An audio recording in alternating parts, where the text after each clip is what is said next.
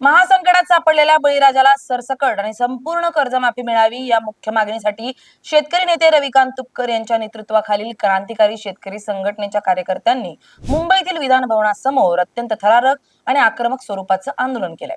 राज्य सरकारनं जाहीर केलेल्या शेतकरी कर्जमाफी योजनेतील अटी आणि शर्ती अत्यंत जाचक असून यामुळे राज्यातील लाखो गरजू शेतकरी या योजनेपासून वंचित राहत असल्याचा आरोप करत कार्यकर्त्यांनी थेट विधान भवनाबाहेर असलेल्या झाडावर चढून गळ्यात फास अडकवून आत्मदहनाचा आणि आत्महत्येचा प्रयत्न केलाय।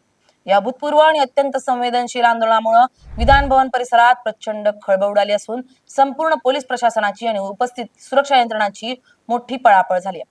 अधिवेशनाचा काळ सुरू असल्यानं संपूर्ण राज्याचं लक्ष मुंबईतील विधिमंडळाकडे लागलेलं असतानाच ऐन विधान भवनाच्या मुख्य परिसराबाहेर बळीराजाच्या हक्कासाठी झालेल्या या आक्रमक आंदोलनानं राजकीय वातावरण पार ढवळून काढले। शेतकऱ्यांसाठी रस्त्यावर उतरलेल्या या आंदोलनाची कहाणी पाहूयात या व्हिडिओतून।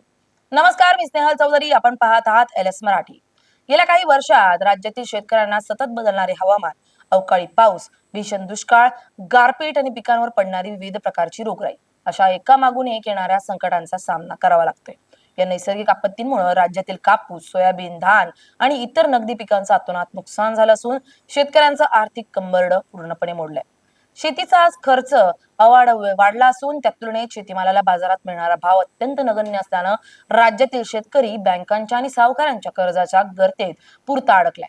या परिस्थितीमुळे राज्यात शेतकरी आत्महत्यांचं सत्र थांबायचं नाव घेत नसून बळीराजाला वाचवण्यासाठी तातडीनं आणि कोणत्याही अटींशिवाय संपूर्ण कर्जमुक्ती देणं अत्यंत गरजेचं बनलंय।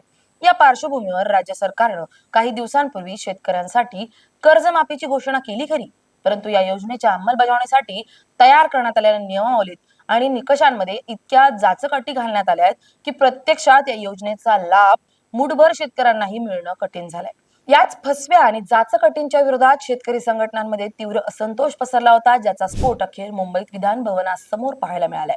क्रांतिकारी शेतकरी संघटनेचे प्रमुख रविकांत तुपकर यांनी यापूर्वीच राज्य सरकारला शेतकऱ्यांच्या मागण्यांबाबत अनेकदा निवेदनं दिली होती, तसेच विविध जिल्ह्यात मोर्चे आणि आंदोलन करून सरकारचं लक्ष वेधण्याचा प्रयत्न केला होता।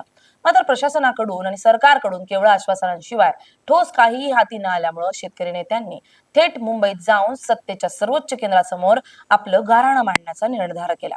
त्यानुसार पूर्वकल्पना न देता अत्यंत गोपनीय पद्धतीनं शेतकरी संघटनेचे कार्यकर्ते आणि पदाधिकारी मुंबईत दाखल झाले। विधान भवन परिसरामध्ये कडेकोट पोलीस बंदोबस्त तैनात असताना आणि VIP हालचाली सुरू असतानाच अचानक काही आंदोलक कार्यकर्त्यांनी विधान भवनासमोरील एका मोठ्या झाडाकडे धाव घेतली।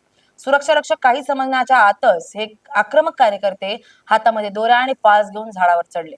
झाडाच्या उंचावर पोहोचल्यानंतर त्यांनी आपल्या गळ्यामध्ये थेट फास अडकवले आणि शेतकऱ्यांना सरसकट कर्जमाफी मिळालीच पाहिजे, जाचक अटी रद्द करा, कापूस सोयाबीनला भाव द्या अशा अत्यंत जोरदार घोषणा देण्यास सुरुवात केली। सांगू इच्छितो की आज आम्ही सगळ्या क्रांतिकारी मावळ्यांनी, शेतकरी पुत्रांनी सरकारला कर्जमाफीचा जाब विचारण्यासाठी विधान भवनात घुसण्याचा प्रयत्न केला, तर आम्हाला सगळ्या शेतकऱ्याच्या पोरांना अटक करून कुठं चालवलंय आम्हाला माहित नाही।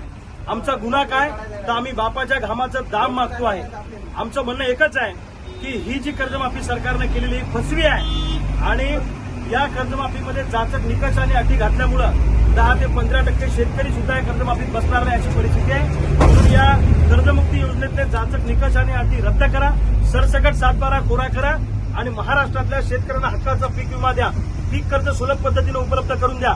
या मागण्या घेऊन सातत्याने आम्ही रस्त्यावर आहे। पण हे सरकार दखल घेत नाही. आम्ही बुलढाण्याला अन्नत्याग आंदोलन केलं.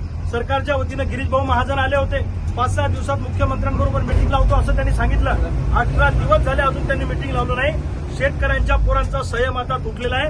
आज विधान भवनात घुसण्याचा प्रयत्न केला. आज गांधींच्या मार्गाने आलो, उद्या भगतसिंगाच्या मार्गाने चाल करून आल्याशिवाय राहणार नाही. जोपर्यंत सरसकट सातबारा कोरा होत नाही तोपर्यंत ही लढाई थांबणार नाही. हे सरकार इंग्रजापेक्षा सुद्धा क्रूर सरकार आहे. आम्हाला अटक करून चालवलं. अरे अटक काय करता? शेतकऱ्यासाठी बापाच्या घामाच्या धामासाठी फासावर सुद्धा जाण्याची आमची तयारी आहे. कार्यकर्ते थेट गळ्यात फास लावून झाडावर चढल्याचं पाहताच तिथे उपस्थित पोलीस कर्मचारी, अधिकारी आणि सुरक्षा यंत्रणांचे धाबे दणाणले. विधानभवन परिसरात एकच धावपळ उडाली आणि बघ्यांची मोठी गर्दी जमा झाली. पोलिसांनी तात्काळ झाडाच्या खाली धाव घेतली आणि कार्यकर्त्यांना खाली उतरण्याची विनंती केली. मात्र आंदोलक कार्यकर्ते आपल्या मागण्यांवर ठाम होते. जोपर्यंत सरकार कर्जमाफीतील सर्व जाचक अटी अधिकृतपणे रद्द करत नाही आणि स्वतः मुख्यमंत्री किंवा जबाबदार मंत्री येऊन ठोस आश्वासनं देत नाहीत तोपर्यंत आम्ही खाली उतरणार नाही आणि गरज पडल्यास झाडावरून उडी मारून जीवन प्रवास संपू अशी टोकाची भूमिका कार्यकर्त्यांनी घेतली आहे. कार्यकर्त्यांचा हा आक्रमक आणि संतापलेला अवतार पाहून पोलिसांनी तात्काळ अग्निशमक दलाला पाचारण केलंय, जेणेकरून अनुचित प्रकार घडल्यास बचाव कार्य करता येईल. पोलिसांनी अत्यंत संयमानं आणि सावधगिरीनं आंदोलनकर्त्यांशी चर्चा सुरू ठेवली, कारण थोडीशी चूक कोणाच्या तरी जीवावर बेतू शकत होती. या संपूर्ण आंदोलनाचं नेतृत्व करणारे शेतकरी नेते रविकांत तुपकर यांनी या प्रसंगी प्रसार माध्यमांशी बोलताना सरकारवर अत्यंत कडक शब्दात प्रहार केलाय. ते म्हणाले की हे सरकार शेतकरी धार्जिनी असल्याचा केवळ खोटा डांगोरा पिटतंय. मात्र प्रत्यक्षात बळीराजाच्या पदरात काहीही पडलेलं नाही. सरकारनं जाहीर केलेली 2 लाखांची कर्जमाफी किंवा इतर योजना या निव्वळ कागदी बाण ठरल्या. कर्जमाफीसाठी सिबिल स्कोअरची अट, कुटुंबातील सदस्यांच्या उत्पन्नाची अट, नियमित कर्ज भरण्याबाबतचे जाचक नियम अशा अनेक निकषांमुळे बहुतांश शेतकरी या यादीतून आपोआप बाद झालेत.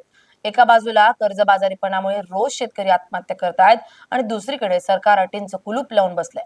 या शेतकऱ्यांच्या जखमेवर मीठ चोळण्याचा प्रकार आहे.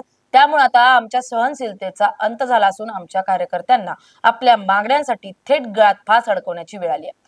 जर सरकारनं तात्काळ दखल घेतली नाही तर हे आंदोलन केवळ मुंबई पुरते मर्यादित न राहता संपूर्ण महाराष्ट्रातील गावागावात पसरेल आणि त्याचे गंभीर परिणाम सरकारला भोगावे लागतील, असा इशाराही त्यांनी दिलाय. जवळपास दीड तास चाललेल्या या हाय व्होल्टेज ड्राम्यानंतर पोलिसांनी अत्यंत शिताफीने आणि बळाचा वापर न करता कार्यकर्त्यांना समजावून सांगण्यात यश मिळवलंय. अग्निशमन दलाच्या जवानांच्या आणि पोलिसांच्या मदतीनं झाडावर चढलेल्या कार्यकर्त्यांना सुरक्षितपणे खाली उतरवण्यात आलंय. खाली उतरवताच पोलिसांनी सर्व आंदोलक कार्यकर्त्यांना आणि नेत्यांना ताब्यात घेऊन पोलीस वाहनात बसवलंय आणि पोलीस ठाण्यात नेलंय. कार्यकर्त्यांना ताब्यात घेतानाही परिसरात सरकारच्या विरोधात प्रचंड घोषणाबाजी करण्यात आली. या आंदोलनाने विधिमंडळाच्या आत आणि बाहेर दोन्हीकडे मोठे पडसाद उमटले असून विरोधी पक्षांनीही या मुद्द्यावरून सरकारला धारेवर धरण्यास सुरुवात केली. बळीराजाला अटींशिवाय तातडीनं मदत न मिळाल्यास आगामी काळात हे शेतकरी आंदोलन अधिक हिंसक आणि व्यापक होण्याचा स्पष्ट संकेत मिळतात. राज्य सरकारनं जाहीर केलेल्या कर्जमाफी योजनेमध्ये समाविष्ट असलेल्या विविध तांत्रिक आणि प्रशासकीय अटींमुळे सामान्य शेतकऱ्यांची कोंडी झाली आहे. नियमित कर्ज परतफेड करणाऱ्या शेतकऱ्यांना प्रोत्साहनपर लाभ देण्यात येईल. निकष, कुटुंबातील केवळ एकाच व्यक्तीला मर्यादित लाभ मिळण्याची तरतूद आणि बँक खात्यांशी संबंधित सिबिल स्कोअरची सक्ती यामुळे बहुतांश गरजू शेतकरी या योजनेच्या कक्षेबाहेर फेकले गेलेत. कागदपत्रांची जुळवाजुळव करताना होणारी दमछाक आणि ऑनलाईन अर्जांमधील त्रुटी यामुळे कर्जमाफीचा प्रत्यक्ष लाभ मिळण्यात मोठा अडथळा निर्माण झाला असून त्यामुळे शेतकरी वर्गात सरकार विरोधात तीव्र असंतोष पाहायला मिळतात. दुसऱ्या बाजूला नैसर्गिक आपत्ती आणि सततच्या दुष्काळामुळे आधीच आर्थिक संकटात सापडलेल्या बळीराजाला या जाचकाटींमुळे बँकांकडून नवीन पीक कर्ज मिळणंही कठीण झालंय. जुने कर्ज पूर्णपणे माफ झाल्याशिवाय बँका नवीन आर्थिक सहाय्य देण्यास नकार देत असल्यानं शेतीचा नवा हंगाम धोक्यात आलाय. सरकारनं राजकीय हेतूनं कर्जमाफीची केवळ घोषणा केली, परंतु अंमलबजावणीच्या स्तरावर अटींचं जाळं विणून प्रत्यक्षात तिजोरीवरील भार कमी करण्याचा प्रयत्न केला, असा थेट आरोप शेतकरी संघटनांकडून केला जातो. या सगळ्यामुळे सरकारी कर्जमाफीच्या घोषणा केवळ कागदावरच उरल्या असून प्रत्यक्षात शेतकऱ्यांच्या पदरी फक्त तारीख पे तारीख पडतीये. कर्जमाफीच्या क्लिष्ट अटी, रखडलेली बँक पडताळणी आणि प्रशासकीय दिरंगाई यामुळे गरजू शेतकरी दररोज सरकारी कार्यालयांचे आणि बँकांचे उंबरठे झिजवत आहेत. प्रत्येक नव्या तारखेला आशेचा नवा किरण दिसतोय, पण दिवस संपताच ती आशा पुन्हा पुढील तारखेवर ढकलली जाते. या सततच्या चालढकलीमुळे कर्जाचा डोंगर आणि त्यावरील व्याज मात्र सातत्याने वाढत चाललाय. बँकांकडून नवीन पीक कर्ज मिळत असताना शेतकरी सावकारी पाशात अडकत चाललाय. निर्णयांची त्वरित अंमलबजावणी न करता केवळ तारखा बदलत राहणं म्हणजे बळीराजाच्या हातबलतेची आणि संयमाची क्रूर थट्टा आहे. Bureau report LS Marathi.